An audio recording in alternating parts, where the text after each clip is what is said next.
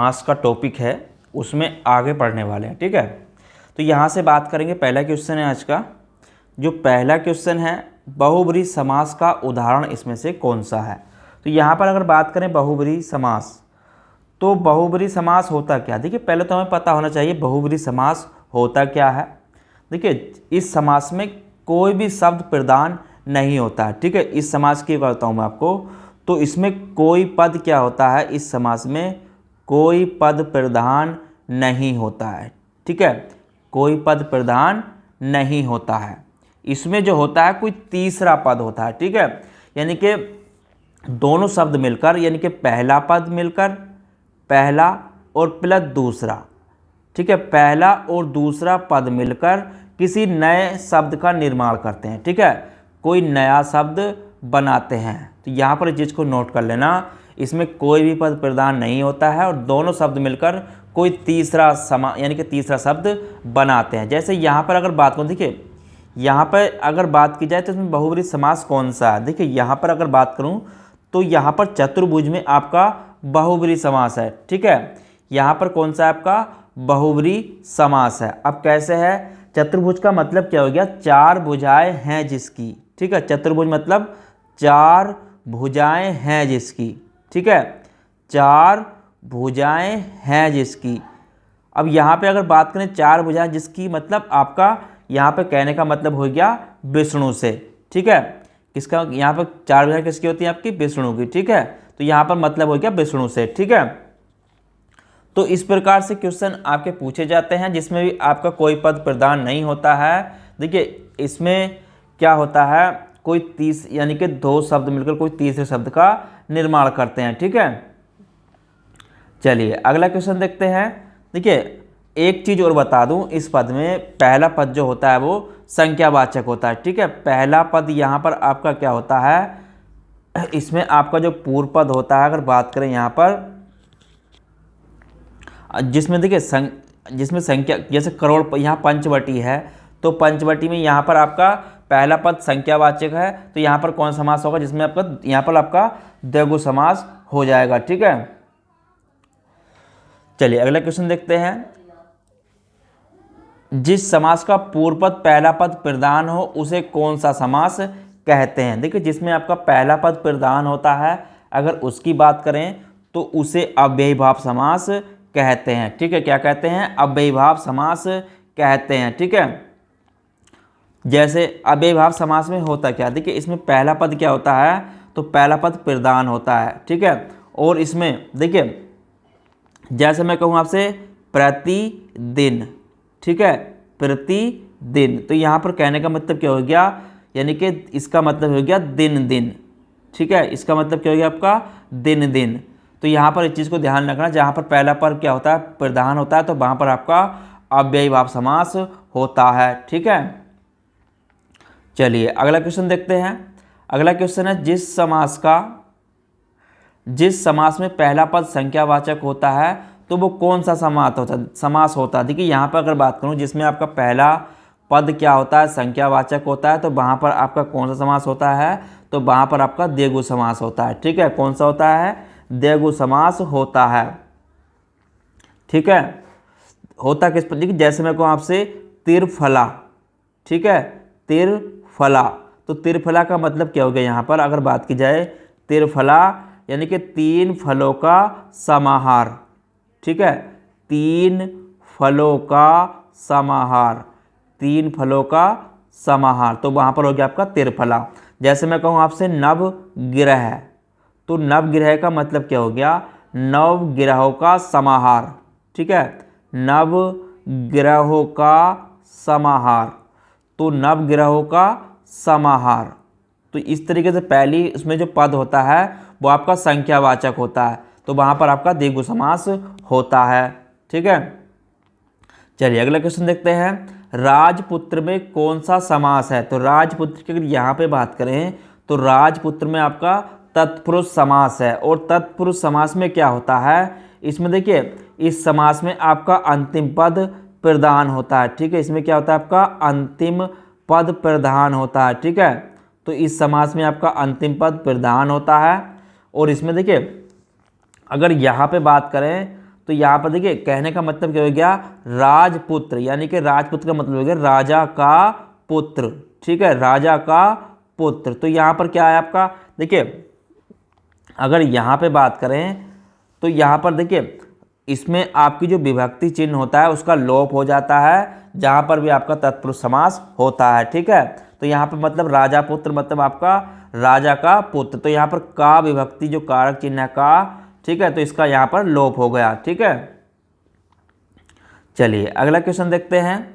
अगला क्वेश्चन है निम्न में से के लिए उपयुक्त समास का चयन कीजिए। तो यहाँ पर बताना है सुख दुख में कौन सा समास है। तो यहाँ पर अगर बात करें सुख दुख में कौन सा समास है, देखिए यहाँ पे अगर यहाँ पे सुख दुख की बात करें तो यहाँ पर आपका द्वंद्व समास है, ठीक है। कौन सा है, द्वंद्व समास है, ठीक है। तो यहाँ पर आपका द्वंद्व समास यहाँ पर होगा, ठीक है। चलिए अगला क्वेश्चन देखते हैं। इनमें से कौन सा तत्पुरुष समास है। तो तत्पुरुष में क्या होता है, देखिए तत्पुरुष की यहाँ पर अगर बात करूँ तो इनमें से कौन सा आपका तत्पुरुष समास है। तो यहाँ पर जो तत्पुरुष समास है अगर उसकी बात की जाए, देखिए तो आ जन्म की अगर यहाँ पे बात करूँ तो ये आपका अव्ययीभाव समास है, ठीक है। कौन सा आपका अव्ययीभाव समास है, ठीक है, अव्ययीभाव समास है ये तो आपका।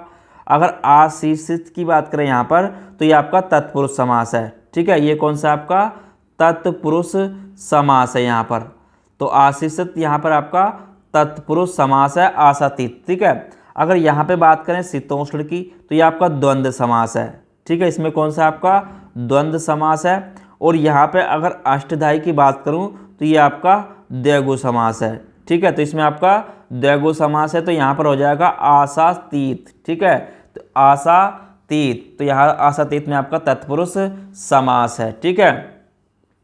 देखिए अगर यहाँ पे बात करूँ अव्ययीभाव समास की तो इसमें आपका जैसे आ हो गया, प्रति हो गया, आपका हर हो गया, ठीक है। तो इस तरीके से शब्द विश्व में आते हैं, जैसे आपका अन्न हो गया, तो आपके अव्ययीभाव समास में ये शब्द आते हैं, ठीक है। तो आ जन्म का मतलब हो गया जन्म से लेकर, ठीक है। अष्टधाई में देखिए यहाँ पर अगर द्विगु समास की बात करूँ तो इसमें आपका पहला क्या होता है, संख्यावाचक होता है पैदापद, ठीक है। चलिए अगला क्वेश्चन देखते हैं। कौन सा शब्द बहुब्रीहि समास का अंतर्गत आता है। तो यहाँ पर अगर बात करें बहुब्रीहि समास की तो इसमें कौन सा बहुब्रीहि समास है। देखिए बहुब्रीहि यहाँ पर अगर बात करें तो बहुब्रीहि समास होता क्या है। तो बहुब्रीहि समास में देखिए इसमें क्या होता है, यानी कि कोई जो दो शब्द मिलकर किसी यानी कि कोई पद प्रधान नहीं होता है और दो शब्द मिलकर किसी तीसरे शब्द का निर्माण करते हैं, ठीक है। तो यहाँ पर अगर बात करें वीणा पड़ी, तो यहाँ पर देखिए वीणा पड़ी, तो वीणा पड़ी का मतलब क्या, वीणा है हाथ में जिसके, ठीक है। वीणा पड़ी का मतलब वीणा है हाथ में जिसके, ठीक है, वीणा है हाथ में जिसके। तो वो कौन हो गया आपकी, मतलब कहने का हो गया यानी कि सरस्वती।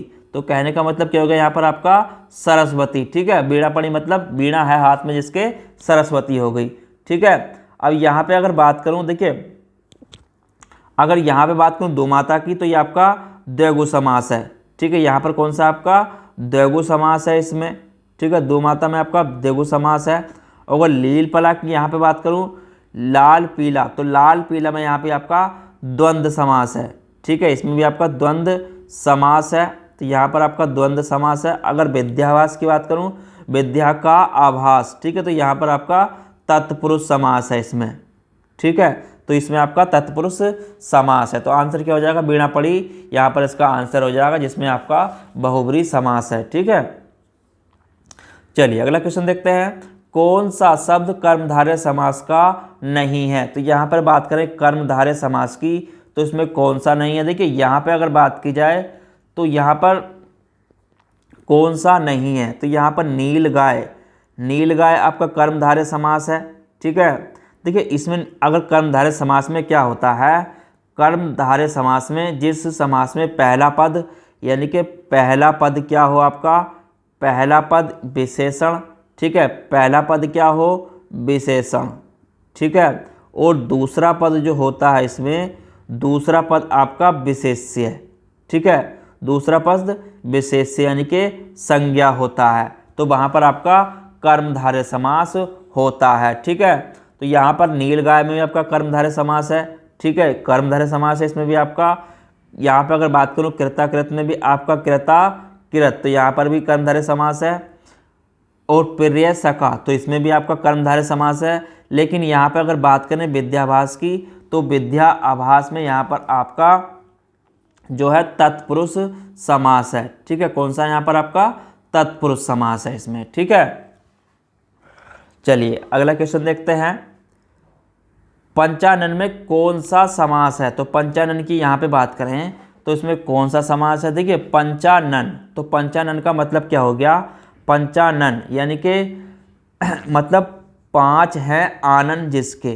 ठीक है, 5 हैं आनन जिसके, 5 हैं आनन जिसके, आनन मतलब 5 हैं आनन जिसके, तो कौन हो गया? मतलब यहाँ पे आपका शंकर। ठीक है, तो कहने का मतलब यहाँ पे क्या हो गया? आपका शंकर। तो ये कौन सा समास हो जाएगा? देखिए जब दोनों पद प्रधान नहीं होते हैं और किसी तीसरे पद का यानी कि इसमें कोई पद भी प्रधान नहीं होता है, तो वहाँ पर आपका बहुब्रीहि समास होता है। ठीक है, बहुब्रीहि समास में क्या होता है? कोई पद प्रधान नहीं होता है। ठीक है, कोई पद इसमें आपका प्रधान नहीं होता है। ठीक है, तो इसमें आपका कोई पद प्रधान नहीं होता है, तो वहाँ पर आपका बहुब्रीहि समास होता है। और दोनों मिलकर, ठीक है, दोनों मिलकर तीसरा शब्द बनाते हैं। ठीक है, दोनों मिलकर नया शब्द बनाते हैं। ठीक है, दोनों मिलकर क्या बनाते हैं? नया शब्द बनाते हैं। ठीक है, तो पंचानन यानी कि 5 हैं आनन जिसके, जैसे लंबोदर। ठीक है, लंबोदर भी होता है आपका, लंबोदर भी। ठीक है, तो लंबोदर भी आपका काय का है? बहुब्रीहि समास का है। दशानन हो गया, तो दशानन 10 हैं आनन जिसके। ठीक है, तो यहाँ पर जितने भी शब्द होते हैं ये आपके इस तरीके से ये आपके क्या होते हैं? बहुब्रीहि समास के उदाहरण होते हैं। ठीक है, चलिए अगला क्वेश्चन देखते हैं। गंगा जल में शब्द समास का भेद बताइए। तो गंगा जल यानी कि गंगा का जल। ठीक है, इसका मतलब क्या हो गया? गंगा का जल।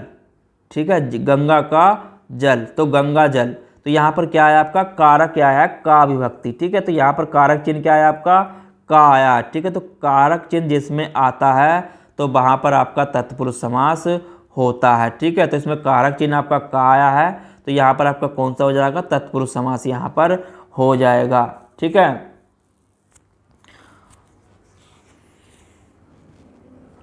चलिए अगला क्वेश्चन देखते हैं। अगला क्वेश्चन क्या है?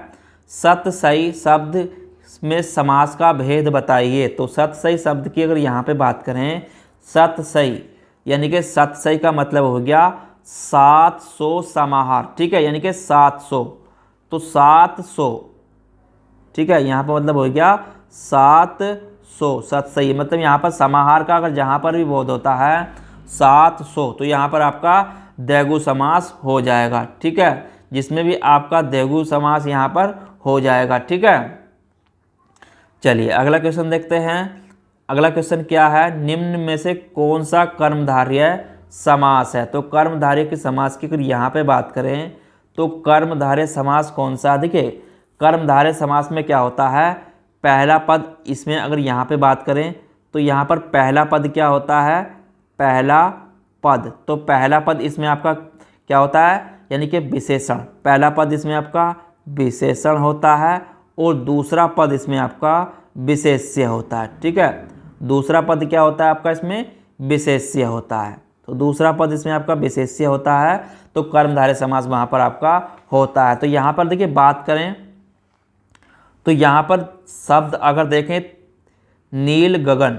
ठीक है, तो यहाँ पर देखें ऑप्शन पहले को ही नील गगन, तो नील गगन ही इसका क्या है? कर्मधारय समास है। मतलब कहने का हो गया यहाँ पर नील गगन में जो है नील विशेषण है। ठीक है, यहाँ पर आपका नील गगन में क्या है? नील जो है आपका विशेषण है। ठीक है, नील इसमें आपका विशेषण है और यहाँ पे गगन, यहाँ पे अगर बात करूँ गगन की तो गगन यहाँ पर आपका विशेष्य है। ठीक है, तो जहाँ पर विशेषण विशेष्य की बात आती है तो वहाँ पर आपका कर्मधारय समास होता है। ठीक है, तो इस चीज़ का आपको ध्यान रखना है। इस तरीके से बहुत सारे क्वेश्चन पूछ लिए जाते हैं। ठीक है, चलिए अगला क्वेश्चन देखते हैं।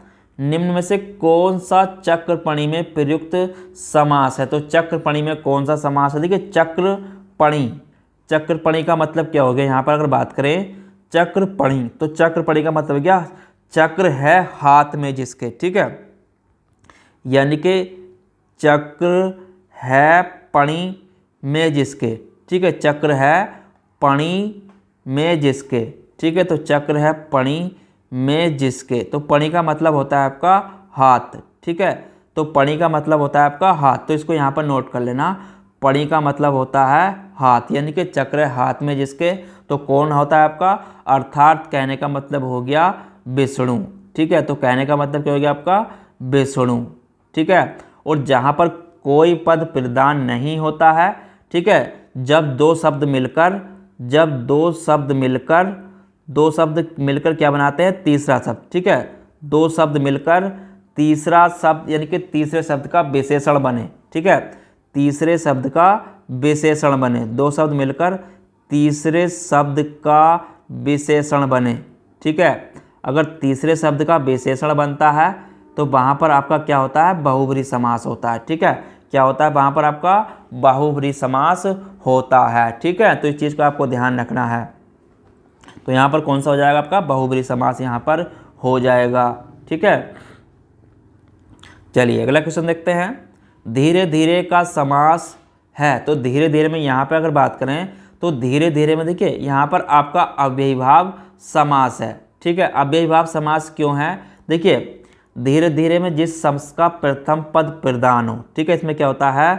प्रथम पद प्रदान होता है, ठीक है, प्रथम पद इसमें आपका प्रधान होता है और अव्यय भी हो, ठीक है, और दूसरा पद संज्ञा अव्यय का भाव समास हो, ठीक है, तो वहाँ पर आपका दूसरा शब्द क्या हो? संज्ञा, ठीक है, और दूसरा पद, ठीक है, और दूसरा पद की यहाँ पे बात करूँ, दूसरा पद क्या हो आपका? संज्ञा, दूसरा पद संज्ञा हो तो वहाँ पर आपका अव्ययीभाव समास होता है, ठीक है, तो इस चीज़ का आपको ध्यान रखना है। तो धीरे धीरे में यहाँ पर आपका अव्ययीभाव समास हो जाएगा, ठीक है।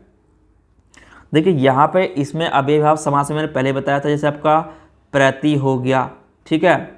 देखिए एक चीज़ और ध्यान कर लेना यहाँ पर, अगर कहीं पर किसी शब्द की अगर वो हो रही है पुनरावृत्ति, ठीक है, यानी कि वो शब्द आपका कोई शब्द आकर दोबारा आता है तो वहाँ पर आपका यानी कि कोई शब्द पुनरावृत्ति होती है तो वहाँ पर आपका अव्ययीभाव समास होता है, ठीक है, तो इस चीज़ को भी यहाँ पर ध्यान रख लेना। चलिए अगला क्वेश्चन देखते हैं। वाचस्पति में किस समास का समस्त पद है? तो वाचस्पति में किस यानी कि वाचस्पति कौन सा समास है? यहाँ पर अगर बात करें कि वाचस्पति यहाँ पर आपका जो समास है वाचस्पति में देखिए तो यहाँ पर एक समास अलग होता है आपका तत्पुरुष समास से, तो तत्पुरुष समास का उद्भेद होता है, ठीक है, तत्पुरुष समास का एक उपभेद होता है, तत्पुरुष समास का उपभेद, ठीक है, तो जो उपभेद होते हैं, ठीक है, तो इसमें देखिए तत्पुरुष समास का एक उपभेद है आपका, वो है ऐलुक तत्पुरुष, ठीक है, वो क्या आपका? ऐलुक तत्पुरुष, ठीक है, तो ऐलुक तत्पुरुष, तो यहाँ पर जो है आपका वाचस्पति में ऐलुक तत्पुरुष समास है, ठीक है, यहाँ पर कौन सा आपका ऐलुक तत्पुरुष समास है, ठीक है, इसमें जो होता है पूर्व पद विभक्ति का लोप नहीं होता है, ठीक है, इसमें क्या होता है अगर बात करूँ तो इसमें पूर्व पद विभक्ति का लोप नहीं होता है, ठीक है, विभक्ति का लोप नहीं होता है, ठीक है, लोप नहीं होता है इस समास में, ठीक है, तो यहाँ पर इसमें देखिए जैसे शब्द आ जाते हैं आपके युधिष्ठिर हो गया, ठीक है, अंतवेशी हो गया, तो इसमें इस प्रकार के शब्द ही पूछ लेते हैं। देखिए इसमें पूर्व में क्या लगा रहता है? जिस शब्द के पूर्व में अगर यहाँ पे बात करूँ, जिस शब्द के पूर्व में आपका या तो होगा निषेधात्मक अर्थ, ठीक है, निषेधार्थक अर्थ होगा, ठीक है, तो निषेधार्थक की यहाँ पे बात करूँ निषेधार्थक, तो निषेधार्थक वहाँ पर आपका शब्द आते हैं, जैसे आपका ए हो गया या आपका अन्न का इसमें प्रयोग होता है, ठीक है, तो निषेधार्थक शब्द इसमें आते हैं तो वहाँ पर आपका नया तत्पुरुष समास भी इसे हम कहते हैं, ठीक है, तो इस चीज़ को आपको ध्यान रखना है। अगला क्वेश्चन देखते हैं, गोबर गणेश किस समास का उदाहरण है। तो गोबर गणेश की यहाँ पे अगर बात करूँ तो गोबर गणेश जो है यहाँ पर आपका देखिए, तो गोबर गणेश आपका करण तत्पुरुष समास है। ठीक है, यहाँ पर क्या आपका करण तत्पुरुष समास है, मतलब यहाँ पर क्या कहने का क्या हो गया, गोबर से निर्मित। ठीक है, तो यहाँ पर गोबर गणेश मतलब क्या हो गया, गोबर से निर्मित, यानी कि गोबर से निर्मित। तो इसमें आपका निर्मित, तो यहाँ पर कौन सा कारक है, तो आपका से क्या है यहाँ पर करण कारक है। ठीक है, तो यहाँ पर करण कारक है। ठीक है, तो इस चीज़ का भी ध्यान रखना, करण यहाँ पर आपका कारक है, इसलिए करण तत्पुरुष समास का ये उदाहरण है। ठीक है, तो गोबर गणेश, जैसे डाक गाड़ी, तो डाक के लिए गाड़ी, तो इस तरह के शब्द आ जाते हैं, पूछ लेता है। जैसे डाक गाड़ी, डाक गाड़ी, गाड़ी का मतलब क्या है, डाक के लिए गाड़ी। ठीक है, डाक के लिए गाड़ी, तो इस तरीके से शब्द पूछ लिए जाते हैं। ठीक है, तो अलग अलग होते हैं, ये तत्पुरुष समास में आते हैं। ठीक है, तो यहाँ पर आपका करण कारक तत्पुरुष है। ठीक है, अब यहाँ पे अगर देखिए, तो इसमें अगर गोबर गणेश, तो गोबर से निर्मित। ठीक है, अगला क्वेश्चन देखते हैं, तीन बेड़ियाँ मिलती हैं जहाँ जो है तीन बेड़ियाँ मिलती हैं, तो यह किस समास का उदाहरण है। तो तीन बेड़ियाँ मिलती हैं, देखिए यहाँ पर अगर बात करूँ तो तीन बेड़ियाँ मिलती हैं, तो यहाँ पर आपका बहुब्रीहि समास है। ठीक है, कौन सा आपका यहाँ पर बहुब्रीहि समास है। तीन बेड़ियाँ का मतलब हो गया यहाँ पर आपका त्रिवेणी। ठीक है, तीन बेड़ियाँ मिलती हैं जहाँ, तो उसे कहते हैं त्रिवेणी। ठीक है, जहाँ पर तीन बेड़ियाँ मिलती हैं उसे त्रिवेणी कहते हैं। ठीक है, तो यहाँ पर आपका बहुब्रीहि समास होगा। ठीक है, चलिए अगला क्वेश्चन देखते हैं, युधिष्ठिर किस समास का उदाहरण है। ठीक है, तो यहाँ पर युधिष्ठिर मैंने आपको बताया था, तो यहाँ पर देखिए, यहाँ पर अगर बात करूँ युधिष्ठिर की, तो युधिष्ठिर आपका ऐलुक तत्पुरुष समास है। ठीक है, काय का आपका ऐलुक तत्पुरुष समास है, तो इसको मैं आपको आगे बताऊंगा पूरा। देखिए युधिष्ठिर, ठीक है, युधिष्ठिर का अर्थ जो होता है युद्ध में स्तर। ठीक है, युद्ध में, इसके अर्थ की अगर बात करूँ यहाँ पर, तो अर्थ यहाँ पर जो होगा इसका युद्ध में स्तर। ठीक है, युद्ध में स्तर, तो वहाँ पर क्या हो जाएगा आपका युधिष्ठिर। ठीक है, तो इसमें आपका ऐलुक तत्पुरुष समास है, और इसमें जो विभक्ति का होता है, विभक्ति का लोक नहीं होता है। ठीक है, चलिए अगला क्वेश्चन देखते हैं, 8 अध्याय जिसमें 8 अध्याय हैं जिसमें, तो किस समास का उदाहरण है। देखिए 8 अध्याय हैं जिसमें, तो आपका किस समास का हो जाएगा, तो आपका द्विगु समास यहाँ पर हो जाएगा। ठीक है, क्योंकि देखिए इस समास में प्रथम पद क्या होता है, द्विगु समास में प्रथम पद की यहाँ पे अगर बात करूँ, प्रथम पद, तो प्रथम पद क्या होता है आपका संख्यावाचक होता है। ठीक है, प्रथम पद क्या होता है, संख्यावाचक होता है, और इसमें समूह का या समाहार होता है। ठीक है, समूह या समूहार का बोध होता है। ठीक है, समूहार का बोध होता है, तो इसके यहाँ पर नोट करें। ठीक है, समूह या समूहार का बोध होता है, तो वहाँ पर आपका द्विगु समास होता है। ठीक है, चलिए देशांतर में कौन सा समास है। तो देशांतर की यहाँ पे अगर बात करूँ, तो देशांतर में कौन सा समास है। देखिए देशांतर में आपका कर्मधारय समास है। ठीक है, यहाँ पर आपका कर्मधारय समास है। ठीक है, देशांतर का मतलब क्या होता है, अगर यहाँ पे बात करूँ, देखिए यहाँ पर कहने का मतलब हो गया देशों के बीच अंतर।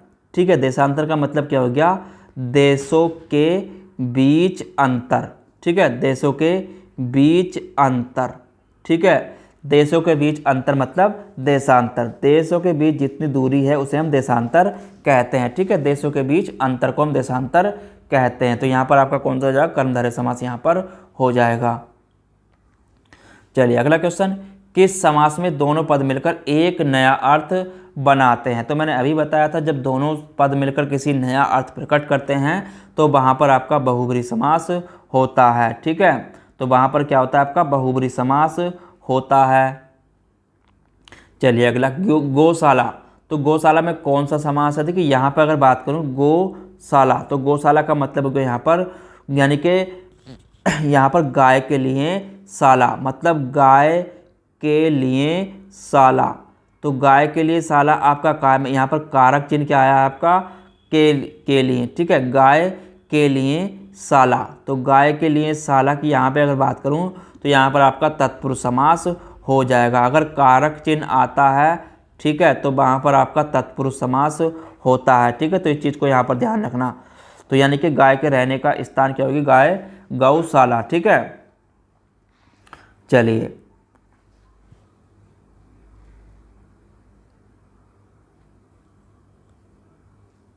अगला क्वेश्चन देखते हैं, जल्दी में कौन सा समास है। तो जल्दी की यहाँ पे अगर बात करें, जल्दी में कौन सा समास है। देखिए जल्दी में जो यहाँ पर अगर बात की जाए तो यहाँ पर तत्पुरुष समास है। अब तत्पुरुष समास है किस प्रकार से, देखिए यहाँ पे अगर बात करूँ तत्पुरुष समास की, तो यहाँ पर देखिए अगर इसका विग्रह करें जल्दी को, यानी कि जल को धारण करने वाला, ठीक है। मतलब जल्दी का मतलब क्या हो गया, जल को धारण करने वाला, ठीक है, धारण करने वाला, ठीक है। यानी कि जल को धारण किया हुआ भी हो सकता है, ठीक है, जल को धारण किया हुआ। तो यहाँ पर अगर बात करें जल को धारण किया हुआ तो क्या हो जाएगा आपका जल्दी, ठीक है। यहाँ पर को विभक्ति आया आपका, ठीक है, कारक चिन्ह आपका क्या आया है, तो यहाँ पर आपका को आया है, ठीक है। तो यहाँ पर आपका क्या हो जाएगा, तत्पुरुष समास यहाँ पर हो जाएगा। चलिए अगला क्वेश्चन देखते हैं, देव जो महान है, ठीक है, देव जो महान है, तो यहाँ पर आपका क्या होगा, देखिए तो यहाँ पर आपका यानी कि कर्मधारय समास हो जाएगा, ठीक है। यहाँ पर आपका कौन सा है, कर्मधारय समास है, ठीक है। क्यों है, देखिए क्योंकि पहला पद इसमें जो होता है आपका, देखिए देव जो महान है, तो यहाँ पर आपका कर्मधारय समास है, जिसमें पहला पद क्या होता है, पहला पद, ठीक है। तो पहला पद इसमें आपका विशेषण होता है, पहला पद क्या होता है इसमें आपका विशेषण होता है, ठीक है। और दूसरा पद यहाँ पे अगर बात करूँ, दूसरा पद आपका विशेष्य यानी कि संज्ञा होता है, ठीक है। दूसरा पद विशेष्य यानी कि आपका संज्ञा होता है, तो वहाँ पर आपका कर्मधारय समास होता है। तो यहाँ पर अगर बात करें तो देव, तो यहाँ पर जो देव है, तो देव यहाँ पर क्या आपका विशेष्य है, ठीक है।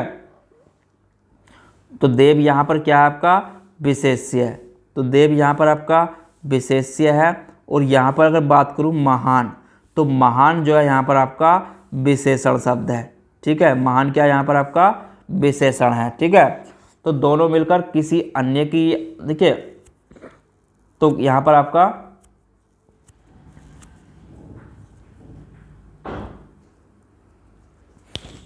ठीक है। चलिए अगला क्वेश्चन देखते हैं, आमरण में कौन सा समास है। तो यहाँ पर अगर बात करें आमरण, तो आमरण में कौन सा समास है, तो आमरण, देखिए आमरण, तो आमरण का मतलब क्या हो गया, देखिए आमरण, तो यहाँ पर जो समास है वो आपका अव्ययी भाव समास है, ठीक है। यानी कि जिसमें अगर आपका कहीं पर भी आपका आ आता है, अन्न आता है, ठीक है, प्रति आता है, या आपका हर आता है, ठीक है, क्या आता है, हर आता है शब्द शुरू में, तो वहाँ पर आपका अव्ययी भाव समास होता है, ठीक है। जैसे आमरण हो गया, ठीक है, या आपका ए आता है, तो यहाँ पर आपका अगर ये शब्द आते हैं शुरू में, ठीक है, ये आपके अगर उपसर्ग आए तो आपके वहाँ पर आपका अव्ययी भाव समास होगा, ठीक है। तो इस चीज़ को आपको ध्यान रखना है। उसके बाद लास्ट क्वेश्चन देखते हैं आज के इसके टॉपिक का, और कल हमारा दूसरा टॉपिक रहेगा इससे रिलेटिव, ठीक है। द्वंद्व समास में कौन सा पद प्रधान होता है। तो द्वंद्व समास में, देखिए द्वंद्व समास में आपके यानी कि दोनों पद प्रधान होते हैं, ठीक है। द्वंद्व समास में दोनों पद प्रधान होते हैं, ठीक है।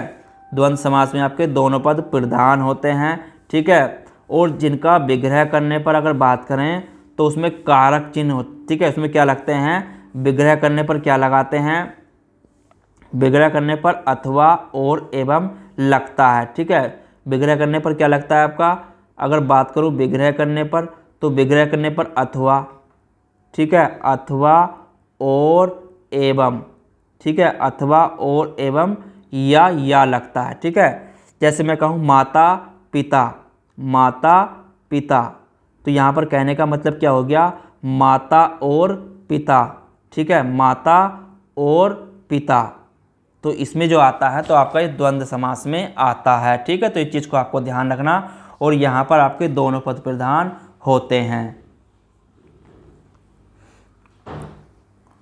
चलिए आज के टॉपिक में इतना ही। कल इससे आगे का टॉपिक कराऊंगा दूसरा, जो भी रहेगा मैं कल आपको बता दूंगा, ठीक है। तो अगर आप चैनल पर अभी भी नए हैं तो चैनल को सब्सक्राइब जरूर करना। पिछली क्लास नहीं देखी है तो डिस्कस में जाकर देख सकते हैं।